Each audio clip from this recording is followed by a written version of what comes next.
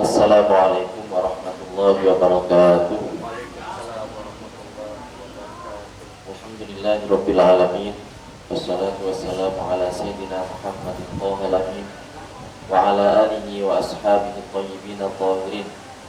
Allahumma la sahla illa ma ja'altahu sahla wa anta ya hayyu ya qayyum taj'alul hazna idza syi'ta sahla. Allahumma arzuqna al-ikhlas fil qawli wal 'amali wan niyyah.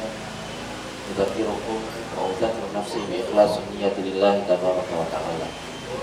Mari kita berikan niat dalam hati kita, niat mencari ridha Allah Subhanahu wa ta'ala dengan mendengarkan serta mengikuti kajian ilmu agama.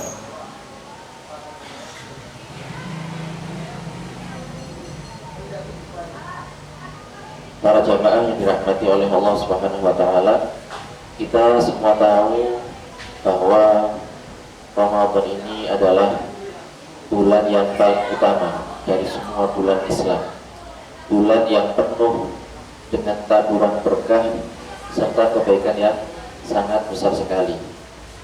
Di antara keistimewaan bulan ini, bulan suci Ramadan ini, adalah terdapat satu malam yang sangat agung, malam yang lebih utama daripada 1000 bulan. Karena pada malam ini Allah Subhanahu wa ta'ala menurunkan Al-Quran. Allah Subhanahu wa ta'ala berfirman, Syahrul Ramadan alladzi unzila fihi al-Quran hudal linnasi wa bayyinatin minal huda wal furqan. Jadi bulan Ramadan ini adalah bulan di mana Al-Quran diturunkan oleh Allah Subhanahu wa ta'ala. Selain daripada itu, bulan Ramadan merupakan bulan yang banyak diturunkan rahmat serta turunnya malaikat dari langit ke dunia. Jadi yang disifati dengan turun, naik, itu adalah makhluk seperti malaikat, seperti rahmat, bukan Allah Subhanahu wa ta'ala. Karena Allah Subhanahu wa ta'ala itu adalah yang menciptakan. Allah tidak disifati dengan sifat makhluk. Laisa kamitslihi syai' wa huwas samiul basir. Allah Subhanahu wa ta'ala tidak serupa dengan segala sesuatu. Allah Maha melihat dan Allah Maha mendengar. Jadi Allah tidak serupa dengan makhluk serta tidak disifati dengan sifat makhluk. Sifat makhluk banyak, turun, duduk, bergerak, diam, berwarna, ya. Ini semuanya merupakan sifat makhluk. Allah Subhanahu wa ta'ala tidak disifati dengan hal-hal semacam itu. Oleh karenanya hadis-hadis yang di situ zahirnya, yang nampaknya menunjukkan bahwasanya Allah itu turun, maka bukan itu yang dimaksud, ya. Tapi maksudnya adalah rahmatnya atau malaikatnya dengan perintah Allah Subhanahu wa ta'ala. Jadi itu. Dan tentunya orang-orang saleh ini sangat merindukan dan mendapatkan bulan ini. Mereka berupaya, mereka berusaha sekuat tenaga untuk bisa menyambut serta menggapai malam yang lebih utama dari malam 1000 bulan ini. Oleh karenanya kita tidak heran ya. Jadi di bulan Ramadan seperti ini, para ulama, orang-orang saleh, mereka menyibukkan diri, mereka menghabiskan waktu dengan memperbanyak zikir, memperbanyak sholat, ya, bersedekah. Kita adakan majelis-majelis talim, kemudian juga meninggalkan perkara-perkara yang itu merupakan keterikatan hati dengan perkara-perkara duniawi yang fana ini. Seperti itu. Kemudian ketetapan dari malam Lailatul Qadar ini disebutkan oleh Allah Subhanahu wa ta'ala di surat Al-Qadr ayat 1. Allah Subhanahu wa ta'ala berfirman, Inna anzalnahu fi lailatul qadr. Inna anzalnahu fi lailatul qadr. Sesungguhnya kami, Allah Subhanahu wa ta'ala, turunkan Al-Quran pada malam Lailatul Qadr. Pada malam Lailatul Qadr. Jadi malam Lailatul Qadr ini jelas malam yang utama, punya fadilah, punya keutamaan. Akan saya sebutkan beberapa, ya. Satu, pada malam ini Allah Subhanahu wa ta'ala menurunkan Al-Quran yang mulia. Allah memerintahkan kepada malaikat Jibril untuk mengambil, untuk menyalin Al-Quran dari Al-Lawh Al-Mahfuz. Yang benar Al-Lawh Al-Mahfuz ya, untuk diturunkan di langit dunia ya, ke suatu tempat yang bernama Baitul Izzah. Jadi malaikat Jibril itu menyalin Al-Quran, menyalin tulisan Al-Quran, kemudian mendengarkan suara Al-Quran ya. Allah Subhanahu wa taala menciptakan suara yang di situ isinya, bunyinya adalah Al-Quran, didengarkan oleh malaikat Jibril, dan juga malaikat Jibril menyalin hal itu dari Allah Al-Mahfuz, kemudian diturunkan ke langit yang disebut dengan Baitul Izzah. Dari situ kemudian Al-Quran ini diturunkan secara berangsur-angsur kepada Nabi Muhammad SAW, menyesuaikan dengan kondisi-kondisi yang ada pada masa itu. Jadi urutannya itu bukan seperti yang sekarang ini. Yang pertama Al-Fatihah, kemudian Al-Baqarah, kemudian diakhiri dengan Al-Ikhlas, Al-Falaq, An-Nas. Bukan seperti itu. Tapi para ulama ya menyebutkan urutan-urutan ini sesuai dengan tuntunan dan petunjuk baginda Rasulullah SAW. Para ulama mengatakan bahwa ayat yang pertama kali turun itu adalah surat Al-Alaq. Iqra bismi rabbikal ladzi khalaq, khalaqal insana min 'alaq. Ini adalah ayat-ayat yang pertama kali diturunkan kepada Nabi Muhammad SAW. Jadi begitu, malaikat Jibril menyalin Al-Quran dari Allah Al-Mahfuz ya, tulisannya, mendengarkan suara yang diciptakan oleh Allah, suara lantunan Al-Quran, kemudian dibawa oleh malaikat Jibril ke Baitul Izzah. Dari situ diturunkan secara berangsur-angsur kepada Nabi Muhammad SAW. Dan peristiwa ini terjadi pada tanggal 24 Ramadan. 24 Ramadan ya. Dalilnya apa? Dalilnya adalah hadis yang diriwayatkan oleh Imam Ahmad, bahwasanya Rasulullah SAW bersabda, "Unzilat suhufu Ibrahim alaihi salam fi awwali lailatin min Ramadan." Jadi kitab-kitab suci itu tidak hanya Al-Quran, ada yang lain. Ada Injil, ada Zabur, ada Taurat, ada suhuf ya. Suhuf yang diturunkan ke beberapa nabi, di antaranya Nabi Ibrahim. Suhufnya Nabi Ibrahim alaihissalam ini diturunkan pada malam pertama dari bulan Ramadan pada saat itu. Wa unzilatit Tauratu li sittin min Ramadan. Adapun kitab Taurat yang diturunkan kepada Nabi Musa alaihissalam itu turun pada tanggal 6 Ramadan. Wal Injilu li thalatha asyrata khalat min Ramadan. Sedangkan kitab Injil ini turun pada tanggal 13 Ramadan. Wa unzilal Furqan li arba'in wa ishrina khalat min Ramadan. Adapun Al-Furqan, karena Al-Quran ini punya penamaan yang lain. Kadang disebut Alkitab, kadang disebut Al-Furqan, kadang disebut Al-Quran, dan seterusnya lainnya. Di sini yang dimaksud dengan Al-Furqan itu adalah Al-Quran ini turun pada tanggal 24 Ramadan. Jadi ini fadilah yang pertama yang terjadi pada malam Lailatul Qadar. Fadilah yang kedua, keutamaan yang kedua adalah bahwa pada malam ini turun banyak sekali kalangan malaikat ke bumi sejak tenggelamnya matahari sampai nanti terbitnya fajar. Jadi semua malam itu, maksudnya pada malam itu, mulai dari awal malam sampai akhir malam. Dan dalam Islam malam itu dihitung sejak tenggelamnya seluruh bulatan matahari, sejak orang berbuka. Itu malam. Itu malam. Dari awal malam sampai akhir malam ini malaikat ini turun ke bumi ya. Sebagaimana disebutkan dalam Al-Quran ya, Lailatul Qadri khairum min alfi syahr, tanazzalul malaikatu wa ruhu fiha bi'izni rabbihim min kulli amrin salamun hiya hatta matla'il fajr. Jadi sampai terbitnya fajar. Kalau itu ayat Al-Quran. Adapun hadisnya diriwayatkan oleh As-Suyuti dalam kitab Al-Jami' Al-Kabir ya, Rasulullah SAW bersabda, "Idza kanat Lailatul Qadri nazala Jibrilu fi kabkatin minal malaikah." Jadi pada saat malam Lailatul Qadar itu Jibril turun. Jibril turun ya dalam rombongan malaikat. Yusalluna wa yusallimuna ala kulli 'abdin qa'imin aw qa'idin yadhkurullaha azza wa jalla. Mereka ini ya mendoakan. Yusallun di sini yusallun bukan maksudnya salat ya, karena as-shalah ini secara bahasa artinya adalah ad-du'a. Jadi ketika dikatakan yusallun, haula yusallun, mereka salat, di sini salat bukan maksudnya salat syar'i bukan, tapi maksudnya adalah berdoa. Berdoa, mendoakan dan memberikan salam kepada setiap hamba yang mengerjakan salat.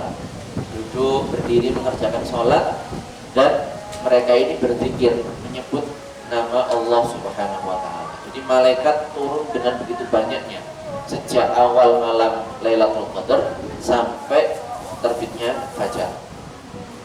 Kemudian pada malam ini juga Allah Subhanahu wa taala memberitahukan secara detail kepada para malaikat peristiwa-peristiwa yang terjadi selama 1 tahun ke depan. Jadi beberapa orang itu mempunyai pemahaman yang tidak tepat, tidak benar. Mereka memahami bahwasanya salinan kejadian selama setahun ke depan itu adalah pada malam nisfu Sya'ban, bukan. Yang benar adalah pada malam Lailatul Qadar. Jadi Allah Subhanahu wa taala menampakkan, memberitahukan kepada para malaikat peristiwa-peristiwa yang terjadi selama setahun ke depan hingga tiba malam Lailatul Qadar. Maksudnya apa? Terkait kematian, terkait kelahiran, terkait ada orang yang sakit, ada orang yang sakitnya sembuh, orang yang menjadi kaya, orang yang menjadi miskin, ya, dan sebagainya. Semua yang sudah ditentukan oleh Allah Subhanahu wa taala. Jadi kehendak Allah Subhanahu wa taala ini juga salah satu poin penting terkait masalah akidah, keyakinan. Kita meyakini bahwasanya kehendak Allah Subhanahu wa taala itu tidak akan berubah. Apa yang sudah ditentukan oleh Allah Subhanahu wa taala terjadi, pasti akan terjadi. Dan yang tidak ditentukan oleh Allah terjadi, maka tidak akan terjadi. Para ulama mengatakan masyaallahu kan wa ma lam yasha lam yakun. Jadi Rasul itu mengajarkan kepada putri-putri beliau, ya, masyaallahu kan wa ma lam yasha lam yakun. Masya Allah, apa-apa, setiap hal, segala perkara yang dikehendaki oleh Allah Subhanahu wa taala kan pasti akan terjadi, pasti akan ada. Wa ma lam yasha, sedangkan hal-hal yang perkara-perkara yang tidak dikehendaki oleh Allah Subhanahu wa taala terjadi, maka tidak akan ada, tidak akan terjadi. Itu adalah salah satu dari poin akidah yang harus kita yakini. Artinya apa? Semua yang terjadi di alam semesta ini, keimanan, kekufuran, ya, ketaatan, kemaksiatan, semuanya ini adalah terjadi dengan kehendak Allah Subhanahu wa taala. Kebaikan, keburukan, semuanya terjadi dengan kehendak Allah Subhanahu wa taala. Jadi semua yang terjadi dengan kehendak Allah, yang tidak terjadi itu karena tidak dikehendaki oleh Allah Subhanahu wa taala. Dan kehendak ini juga penting karena banyak sekali orang yang salah paham. Kehendak ini tidak sama dengan perintah. Sekali lagi, kehendak tidak sama dengan perintah. Kehendak Allah itu tidak sama dengan perintah Allah Subhanahu wa taala. Perintah Allah tidak sama dengan kehendak Allah Subhanahu wa taala. Artinya ada perkara-perkara yang diperintahkan oleh Allah tetapi tidak dikehendaki oleh Allah Subhanahu wa taala. Dan tentunya ada perkara-perkara yang dikehendaki oleh Allah tapi ternyata tidak diperintahkan oleh Allah Subhanahu wa taala. Kita akan kasih contoh yang paling gampang. Dan ini sejarah, nggak bisa dibantah. Kita semua tahu bahwasanya Nabi Ibrahim alaihissalam itu diperintahkan oleh Allah Subhanahu wa taala melalui mimpi. Nabi Ibrahim seorang nabi, seorang rasul. Mimpi yang beliau alami itu bukan mimpi kita seperti mimpi kita. Kalau mimpi kita mimpi kembang tidur, mimpi tentang sesuatu yang kita inginkan tapi belum kecapaian. Nah, itu biasanya ke bawah mimpi. Tapi kalau seorang nabi, seorang rasul mendapatkan mimpi tentang suatu hal itu adalah wahyu dari Allah Subhanahu wa taala. Dalam mimpinya Nabi Ibrahim alaihissalam diperintahkan oleh Allah untuk menyembelih putranya yang paling beliau cintai, yaitu Nabi Ismail alaihissalam. Setelah penantian lama, jadi Nabi Ibrahim alaihissalam itu kan awalnya menikah dengan Sayyidah Sarah, tidak mendapatkan keturunan. Kemudian melewati tempat tertentu, akhirnya mendapatkan budak perempuan bernama Hajar, ya, ibunda Nabi Ismail alaihissalam. Kemudian mendapatkan putra Ismail setelah penantian lama. Setelah menunggu lama, kemudian setelah anaknya ini tumbuh usia tertentu, mendapatkan perintah dari Allah Subhanahu wa taala untuk menyembelih putranya. Pada saat Nabi Ibrahim terbangun, kemudian didiskusikan kepada anaknya, ini bukan berarti Nabi Ibrahim ini ragu untuk melaksanakan perintah Allah Subhanahu wa taala, tetapi Nabi Ibrahim ingin memastikan kepastian kesiapan anaknya. Jadi banyak sekali ayat-ayat Al-Quran ini yang orang ini pemahamannya keliru gitu. Jadi mereka memahami bahwasanya Nabi ragu, Nabi tidak langsung segera menyegerakan untuk melaksanakan perintah Allah Subhanahu wa taala.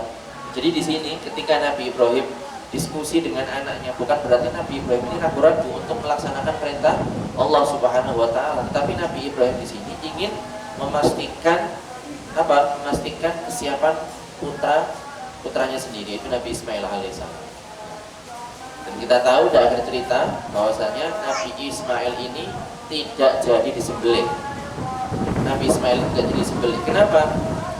Bukankah itu perintah Allah Subhanahu wa taala? Ya, itu perintah Allah Subhanahu wa taala. Namun penyembelihan Nabi Ismail alaihissalam ini tidak dikehendaki oleh Allah Subhanahu wa taala. Kehendak Allah adalah bahwa yang disembelih itu adalah seekor kambing yang gemuk, yang sehat, yang diturunkan dari surga. Ini salah satu contoh bahwa perintah itu bukan kehendak. Contoh yang lain, kita tahu di dunia ini nggak semua orang itu orang-orang soleh. Di dunia ini nggak semua orang itu orang-orang yang beriman.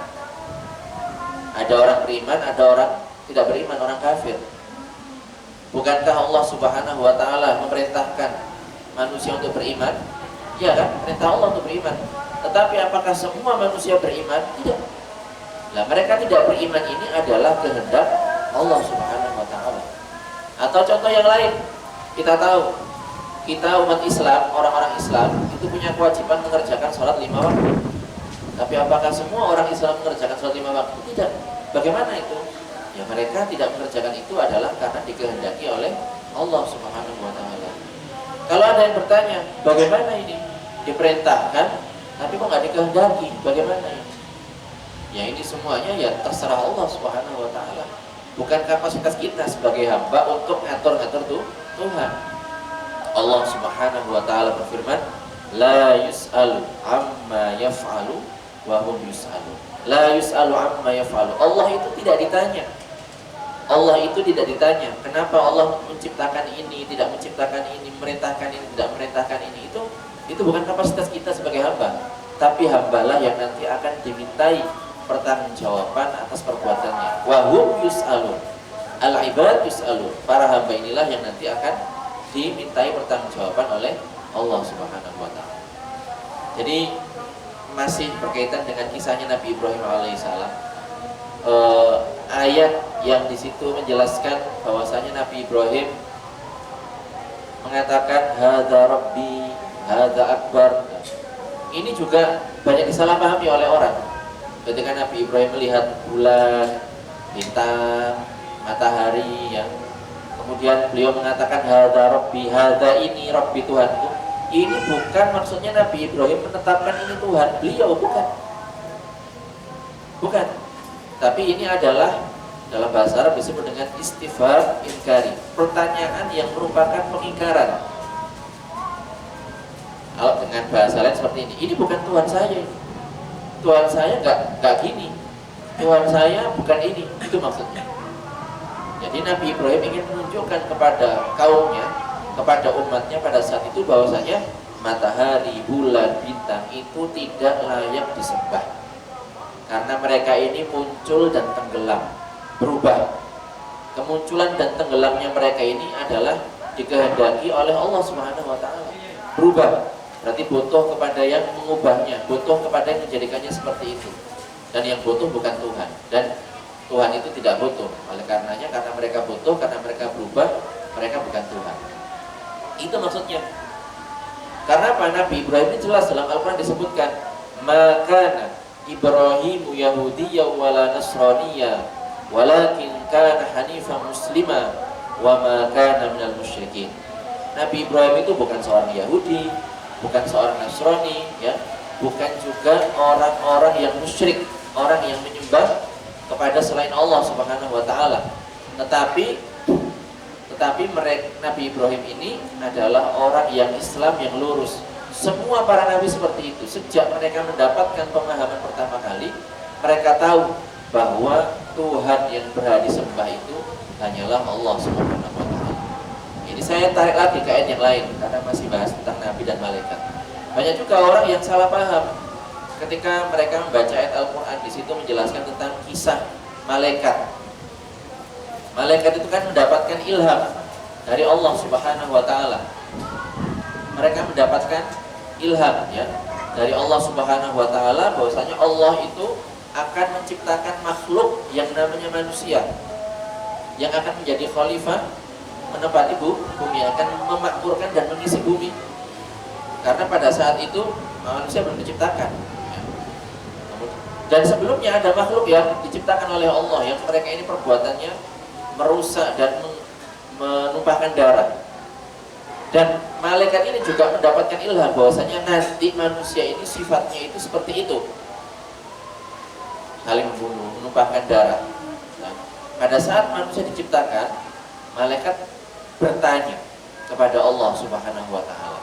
Tapi perlu digarisbawahi bahwasanya malaikat bertanya di sini itu bukan bertanya protes. Dan tidak boleh diungkapkan malaikat protes kepada Allah Subhanahu wa taala. Kan ada kan ayat Al-Qur'an yang bunyinya seperti ini. Qalu ataj'alu fiha may yufsidu fiha wa yasfiku dima wa nahnu nusabbihu bihamdika wa nuqaddisu lak.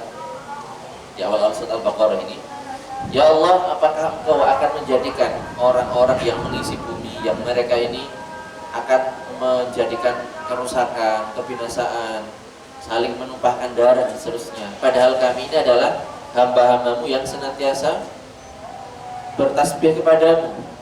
Kemudian dijawab oleh Allah Subhanahu wa taala,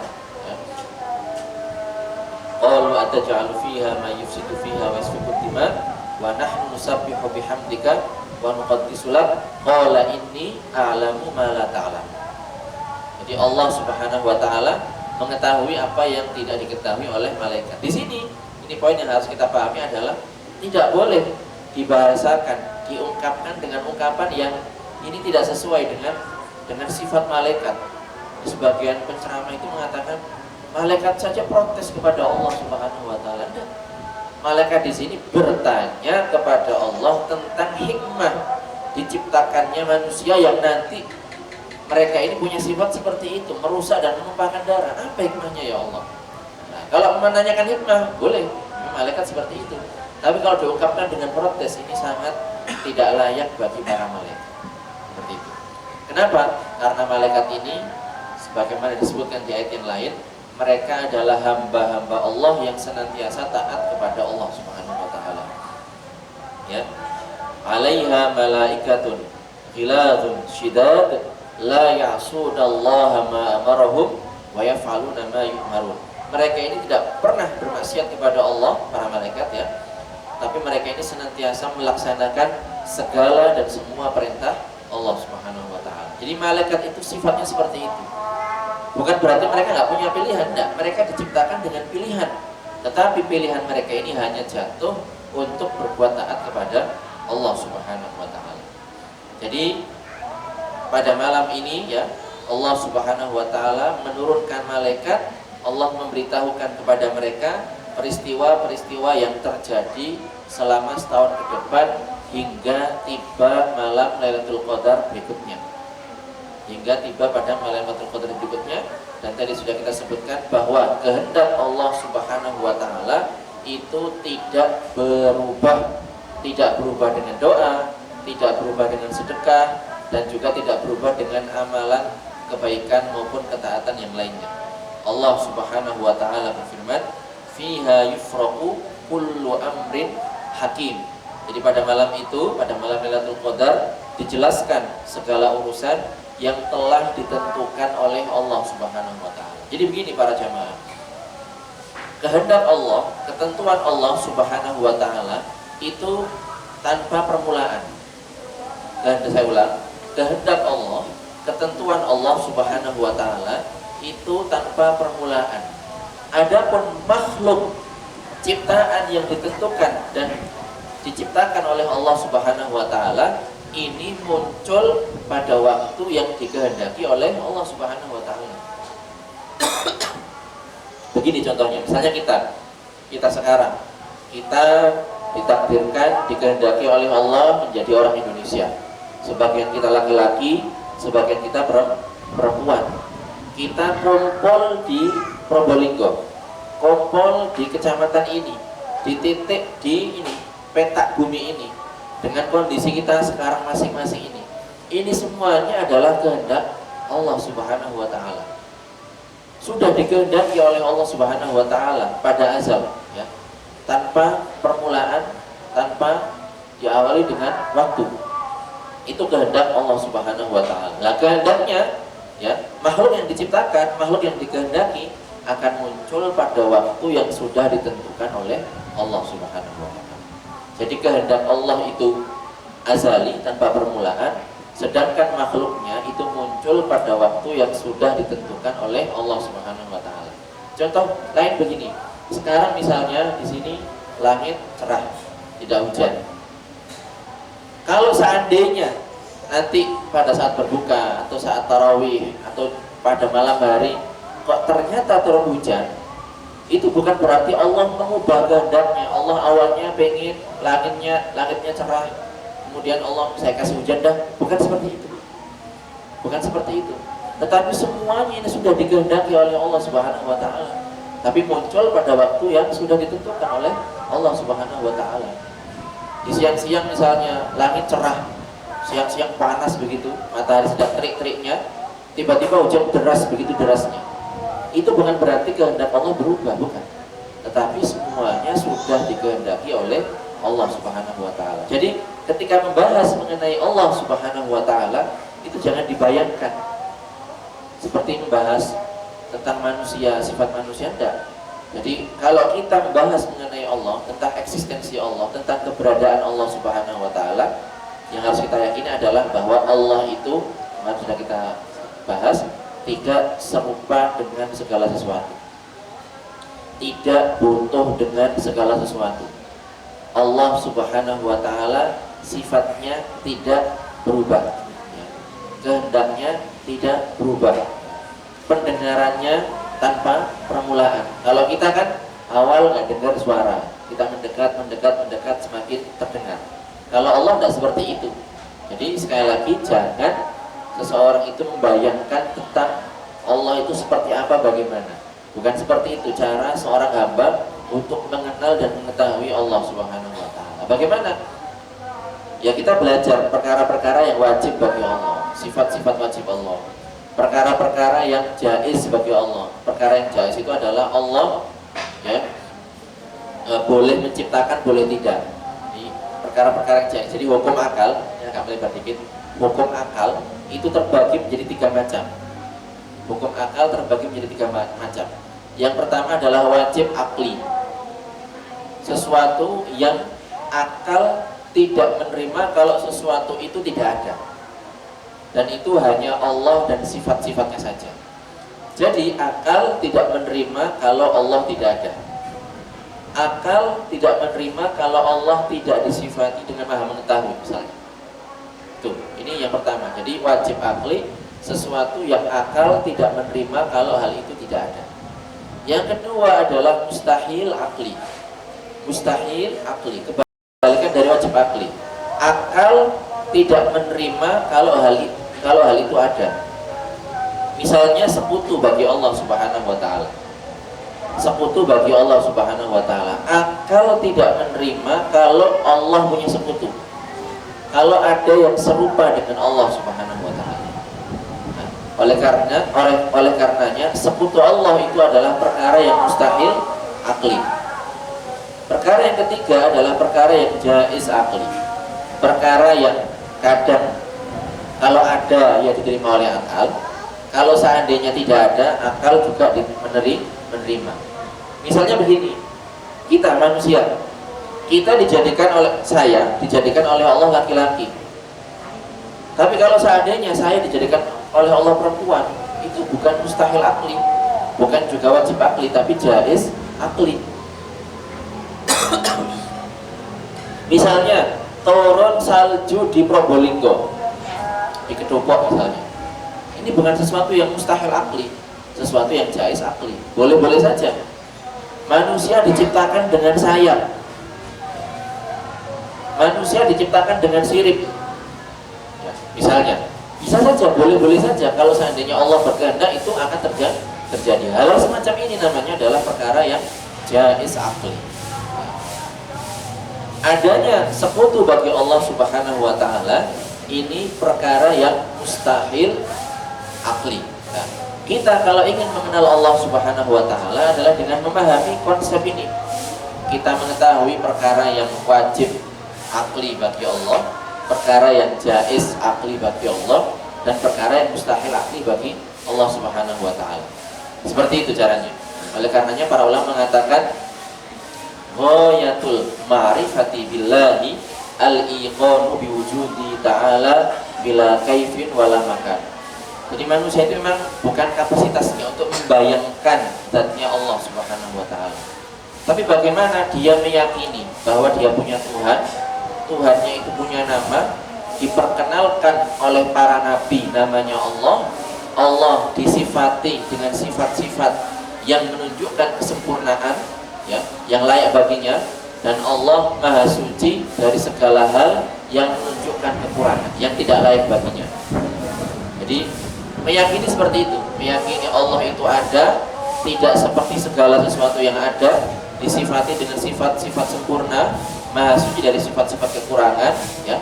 Ghayatul ma'rifati billahi al-iqanu biwujudi ta'ala, yakin dengan adanya Allah ya, tanpa ada keraguan sedikit pun, bila kaifin wala makan, tanpa meyakini Allah itu disifati dengan sifat-sifat makhluk. Jadi tidak boleh manusia itu menyifati Allah dengan sifat makhluk. Duduk, tadi kan saya sebutkan, duduk, diam, bergerak, naik, turun, berwarna ya. Ini adalah sifat-sifat makhluk, tidak layak bagi Allah Subhanahu wa taala. Kemudian fadilah berikutnya adalah pada malam Lailatul Qadar ini ampunan Allah Subhanahu wa taala ya diberikan kepada mereka yang mengerjakan sholat pada malam itu. Sholat malam, makanya pada malam Ramadan kita mengerjakan sholat malam. Man qama Lailatul Qadri imanan wa ihtisaban ghufira lahu ma taqaddama min dzambi. Diampuni dosanya, dosa yang sudah lewat yang pernah ia kerjakan. Ghufira lahu ma taqaddama min dzambi. Jadi itu adalah keistimewaan, beberapa keistimewaan dari malam Lailatul Qadar. Kapan munculnya malam Lailatul Qadar? Jadi disembunyikan oleh Allah Subhanahu wa taala. Boleh jadi sudah lewat tanggal 1 kemarin, atau mau datang, atau malam ini, wallahu a'lam. Ini tidak mesti tanggal 24, tidak mesti tanggal 17, tidak mesti di hari-hari terakhir dan seterusnya. Oleh karenanya bagaimana seharusnya kita? Ya kita istiqomah.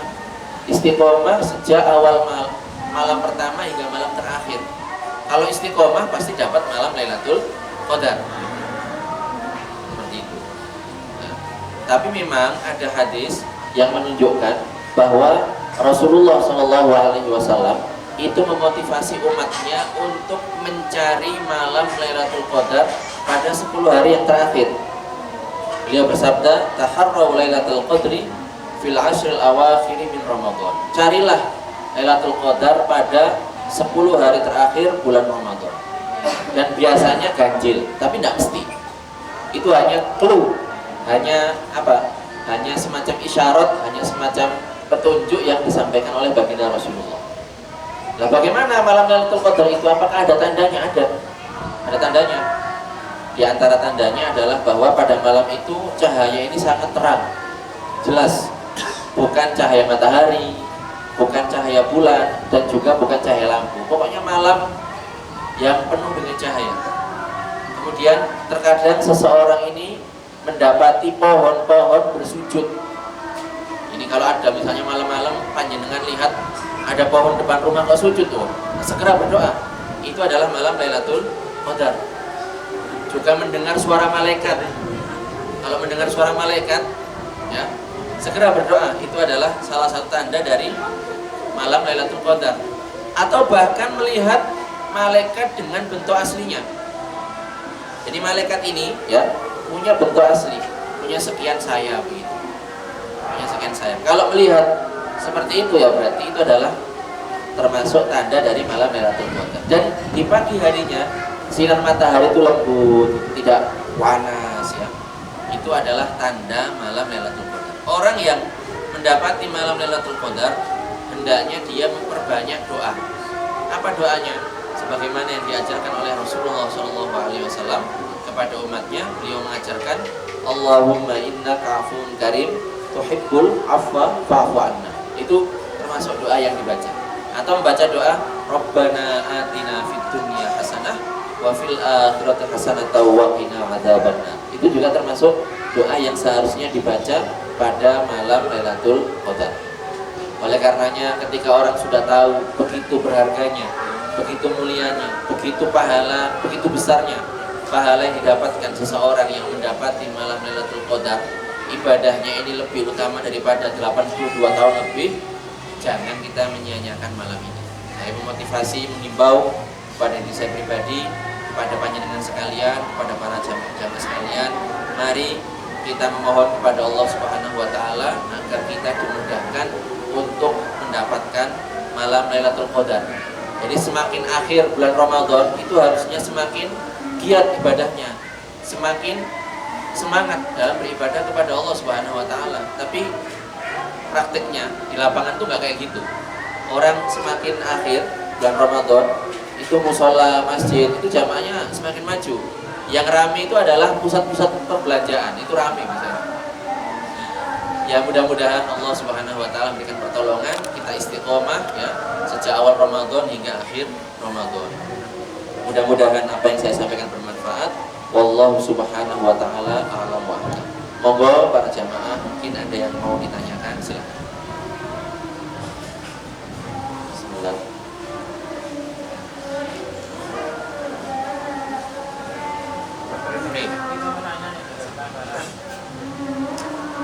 Bismillah. Bismillah. Oke, Mas, tempat siapa itu? Terkait takdir ini, Ya. dan itu semua itu terjadi atas kehendak Allah. Jadi faedahnya itu terkadang atau seringkali orang itu menjadikan alasan ini sebagai pasrah itu sudah ditakdirkan udah. Jadi sehingga kayak apa ya, berusaha itu tidak struggle gitu loh. Jadi dibuat Jadi alasan, apatis gitu. jadi apatis gitu. Hanya karena ini sudah ditakdirkan oleh Allah. Itu gimana kan? Maksudnya agar menepis ini lah. Ya. Seperti itu. Bismillah. Dengar nggak suara saya nggih? Jadi memang seperti itu. Kalau keyakinan kita, keyakinan yang diajarkan oleh baginda Rasulullah, segala sesuatu itu ditakdirkan, sudah ditakdirkan oleh Allah Subhanahu wa taala. Cuman kita hamba itu kan nggak tahu masa depan. Orang misalnya kan nggak bisa, udahlah kalau saya ditakdirkan kenyang pasti saya akan kenyang, kan nggak bisa seperti itu. Sudahlah kalau sawah saya ini akan menghasilkan panen, ya pasti akan tumbuh dengan sendirinya, enggak. Tapi dia harus ada ikhtiar. Jadi mempercayai, meyakini bahwa segala sesuatu itu ditakdirkan oleh Allah Subhanahu wa taala, itu tidak menafikan ikhtiar. Bukan berarti kita mengenyampingkan ikhtiar, enggak. Kita meyakini semuanya, segala sesuatu itu sudah ditakdirkan, sudah ditentukan oleh Allah Subhanahu wa taala, tetapi Allah Subhanahu wa taala di waktu yang sama juga memerintahkan kita untuk ikhtiar, untuk berusaha untuk berikhtiar. Seorang petani misalnya, dia berikhtiar. Dia tahu bahwasanya nanti mau panen, mau gagal panen, panennya sedikit, panennya banyak, itu takdir Allah Subhanahu wa taala. Orang misalnya buka warung, buka restoran, ya semuanya dia meyakini takdir Allah. Kalau sukses takdir Allah, kalau rugi juga takdir Allah Subhanahu wa taala. Tapi dia ikhtiar, promosi, sosialisasi, bikin menu yang enak, ya, dan seterusnya. Itu seperti itu. Jadi harus imbang memang. Tidak boleh orang itu hanya sekedar mengandalkan takdir tapi tidak mau ikhtiar, karena bukan seperti itu juga perintah agama. Dan tidak boleh juga orang itu melawan takdir, juga tidak boleh. Dan tidak dikatakan mengubah takdir Allah Subhanahu wa